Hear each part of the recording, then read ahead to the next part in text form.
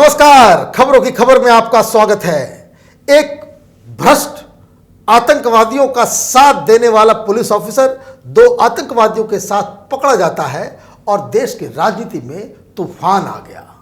Congress party अनर्गल आरोप लगा रही है और तो और उसके जो कांग्रेस पार्टी के जो तंत्र, जो इसको कहते हैं इकोसिस्टम, ये लेफ्ट लिबरल कबाल एक ऐसा नैरेटिव इस देश को समझाने में लगे हुए हैं कि जो शर्मनाक तो है ही, लेकिन इसके पीछे एक बहुत बड़ा राज भी है।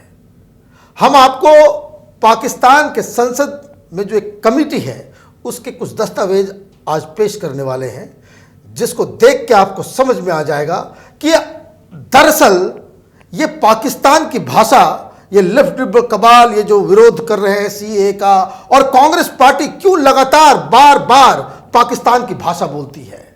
लेकिन उसके पहले ये समझना जरूरी है कि आखिर चीजें क्या हुई और किस तरीके से ये नैरेटिव एक बनाने की कोशिश की जा रही है कि ये जो आतंकवादी पकड़े गए हैं, ये जो रोग पुलिस ऑफिसर पकड़ा गया है, वो दरअसल भारत सरकार के इशारे पे काम कर रहा है। ये नैरेटिव क्रिएट की जा रही है।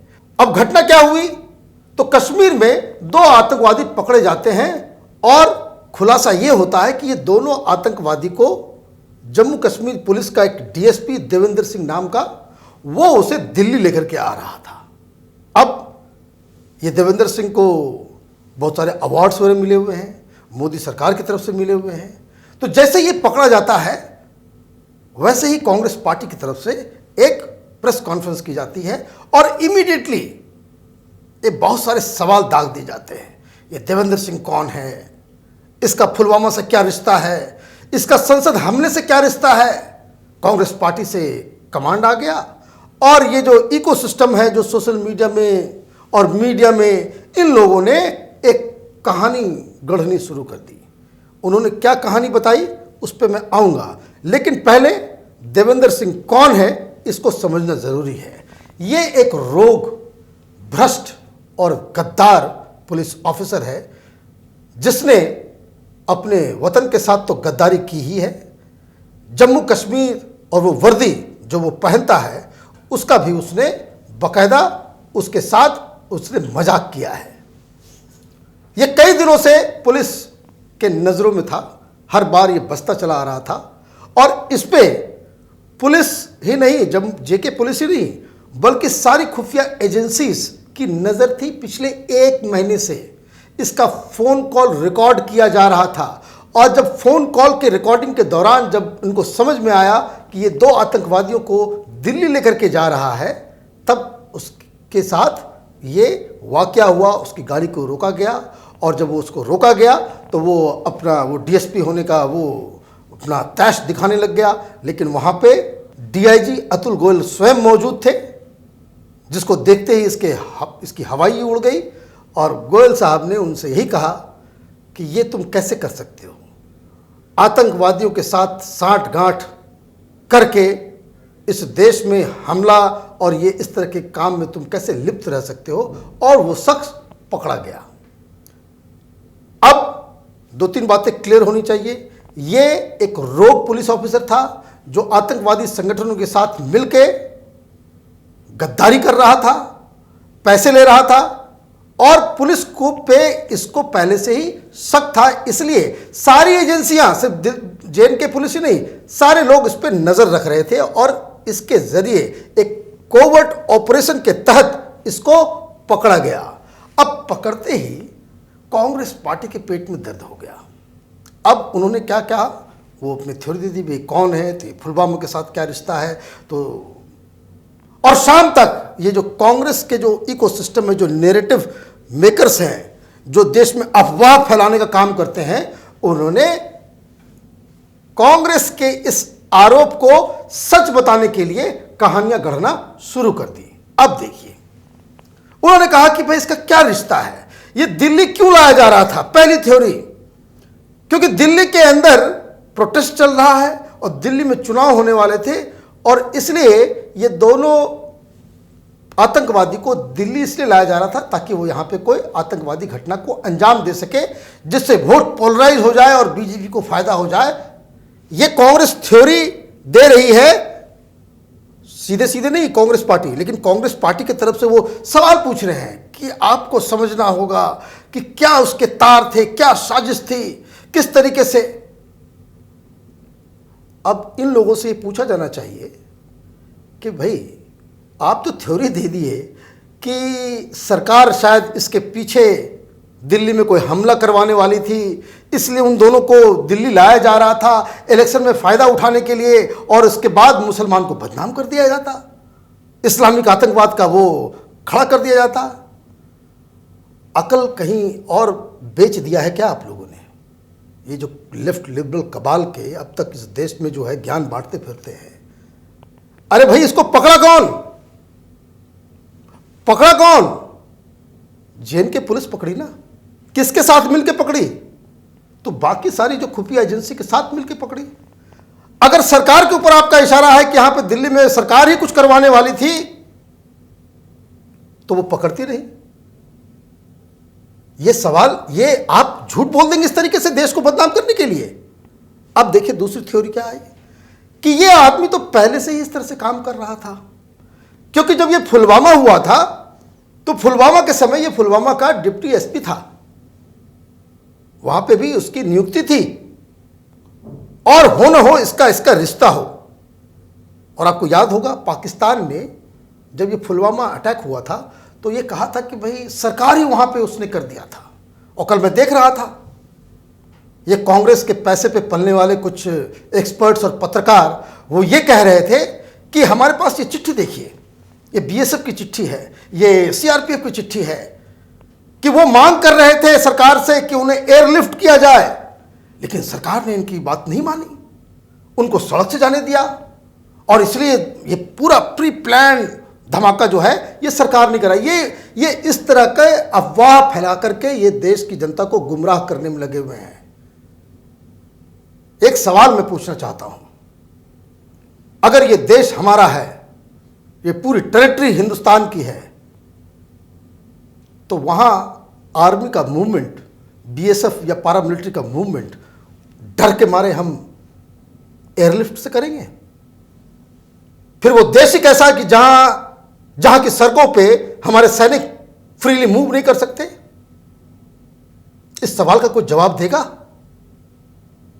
एक हादसा हुआ है, इतने सारे लोग मारे गए हैं, और आपके ये आप इस तरह के सवाल खड़े कर सकते हैं?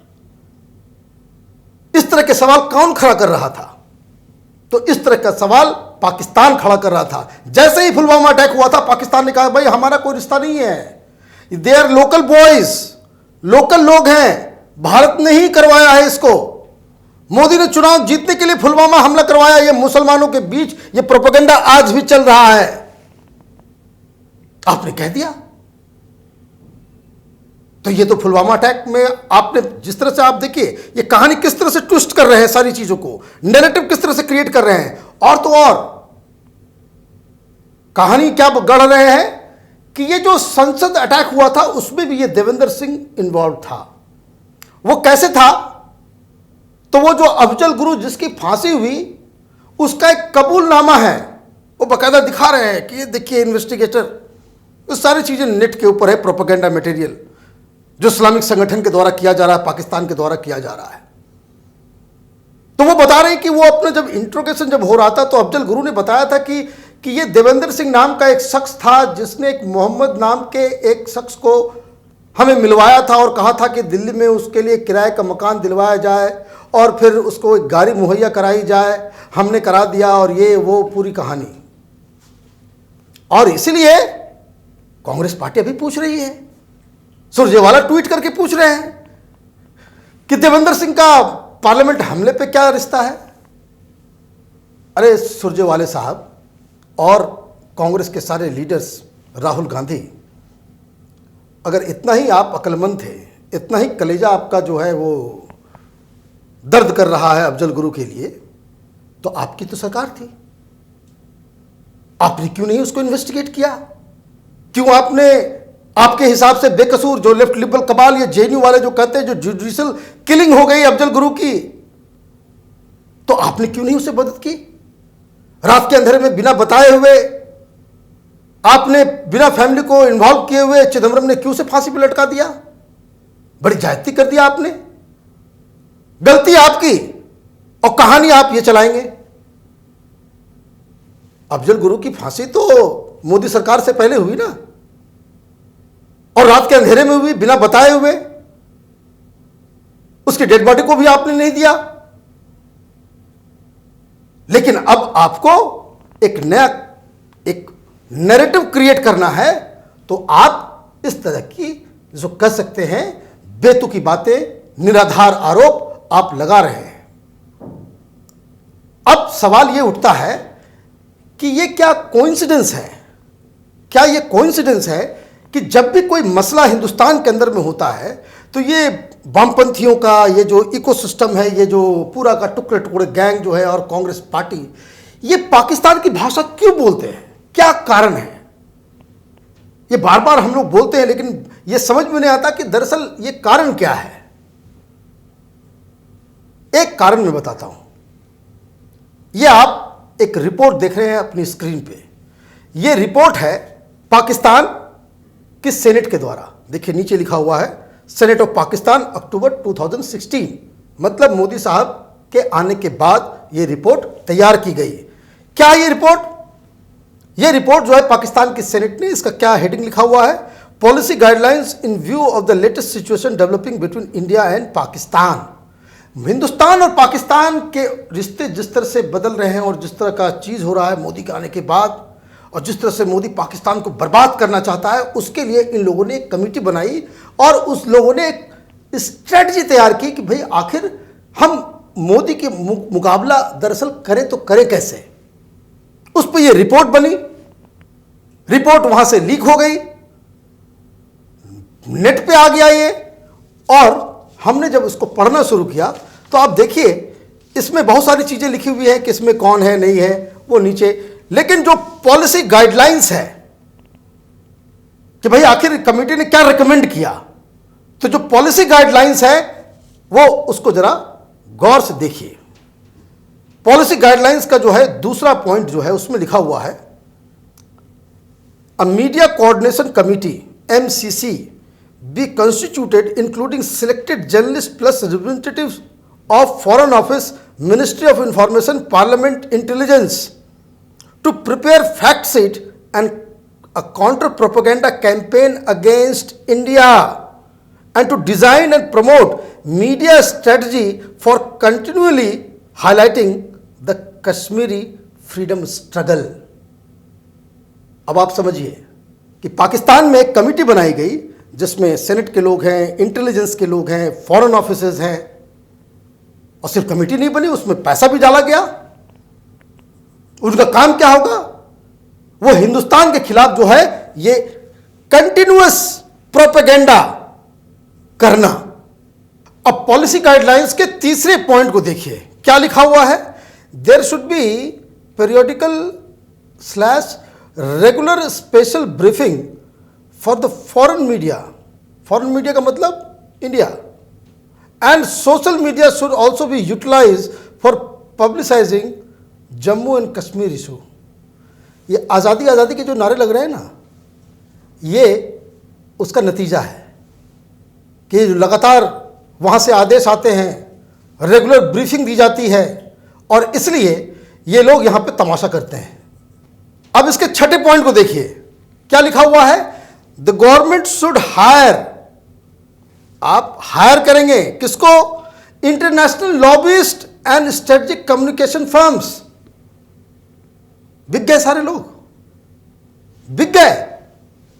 पाकिस्तान की सरकार हायर कर रही है, और किस चीज के लिए? देखिए इसमें क्या लिखा हुआ, टू चेंज ग्लोबल नैरेटिव। जो पाकिस्तान को सरकार, हिंदुस्तान की वो जो आतंकवाद का गढ़ है और जिस तरह से पूरी दुनिया में उसको आइसोलेट करने की कोशिश कर रही है मोदी सरकार, उसको रोकने के लिए, उस नैरेटिव को खत्म करने के लिए आप हायर कर रहे हैं। और यही काम, इसलिए देखिए पाकिस्तान में जो कुछ बोला जाता है, जो नैरेटिव वहां से तय किया जाता है, जो टेलीविजन चैनल ISI वो कहती है, ये लोग वही बात कहते हैं। अगले पॉइंट पे आइए, सातवां पॉइंट जो है इसमें बताया गया है, main thrust of our Kashmir narrative should be A, guarantee rights of self determination, Kashmir को आज़ादी चाहिए और इसलिए आज़ादी की स्लोगन हर जगह हर कैंपस में ये लगवा रही है लेफ्ट लिबरल कबाल। ये तो दूध का दूध पानी का पानी है। ये रिपोर्ट तो कह रही है कि हमको ये सब करना है और ये हिंदुस्तान में हो रहा है, कोई कनेक्शन नहीं हो सकता इसमें।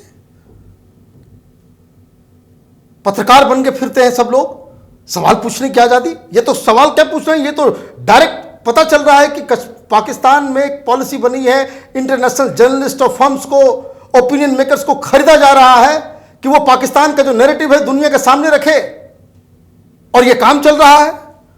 B, violation of international declaration of human rights in Kashmir by Indian forces. देखिए ये लोग कहते हैं जेएनयू में जो टुकड़े टुकड़े गैंग, ये लोग कहते हैं वो प्रोफेसर का वीडियो सोशल मीडिया में वायरल, यूट्यूब पे आप देखिए, उस पे वायरल है वो वीडियो कि किस तरह के वहां के प्रोफेसर बोल रहे हैं कि हमारी आर्मी वहां रेप करती है, बंधक बनाती है। ठीक इमरान खान के भाषण से पहले आपको याद होगा डी राजा की वाइफ ने एक फैक्ट फाइंडिंग कमेटी बना ली थी। 17,000 बच्चे गायब हो रहे हैं, वहां के इंडियन आर्मी ने 17,000 बच्चों को उठा ले गई है।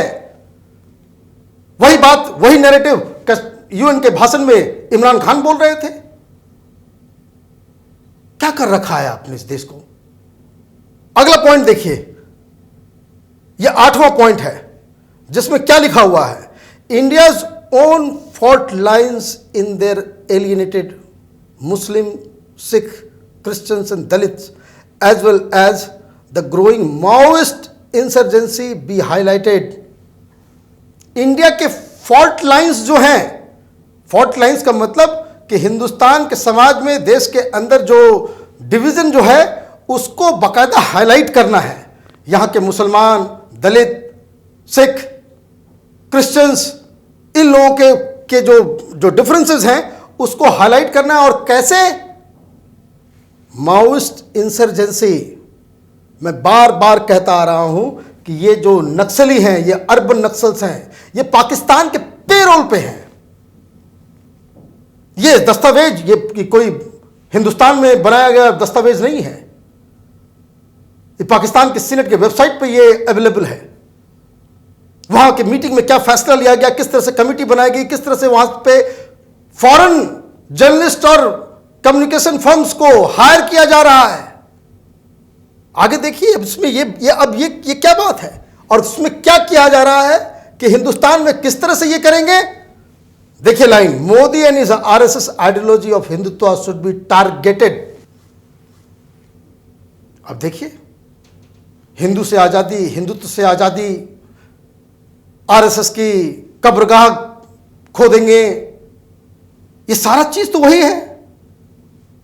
अब किसी के आंख पे पूरी पट्टी बनी हुई है, वो इस खबर को, इस रिपोर्ट को झुठला सकता है।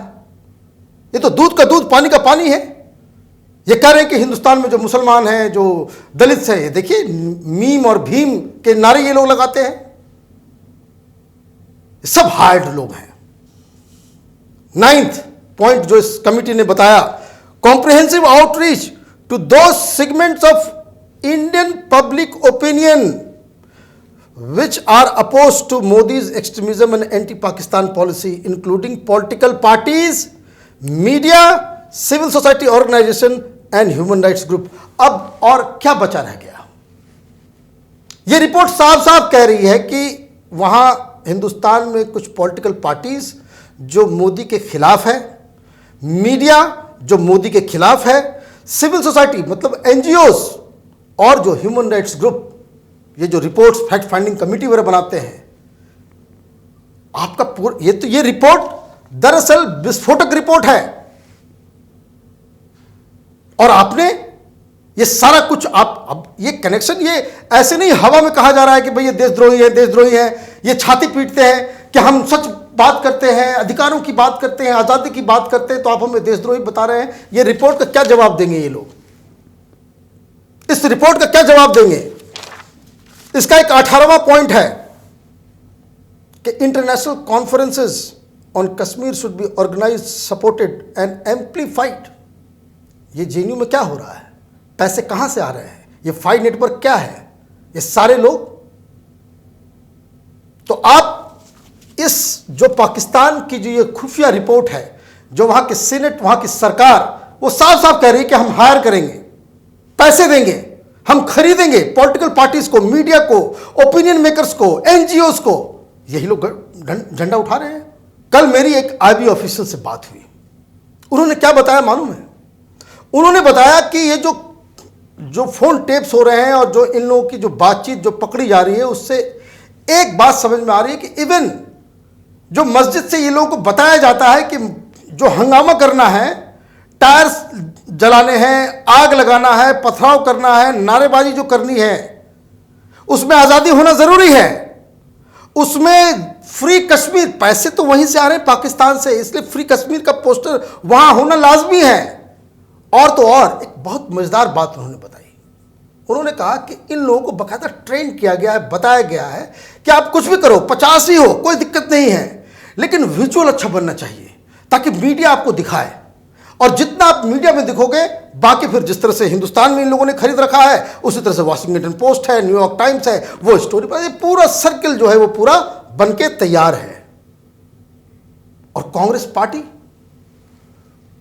पार्टी पता नहीं किस दिशा की ओर वो चल पड़ी है। मुझे तो लगता है कि राहुल गांधी जब से अमेठी का चुनाव हारे हैं, इनका दिमाग जो है वो बिल्कुल कह सकते हैं कि कंप्लीट तरीके से वो पथभ्रष्ट हो चुका है। डेमोक्रेसी है, हार को, जनता के आदेश को, जनमत को, उसको स्वीकार करना वो पहला निशानी है कि आप डेमोक्रेसी में विश्वास करते हैं। पूरे दिल्ली को इन लोगों ने, पूरे देश को इन लोगों ने एक पाकिस्तानी एजेंडा का जो है, ये लोग एक वाहक बन गए हैं। इनको देशद्रोही नहीं कहें तो क्या कहा जाए।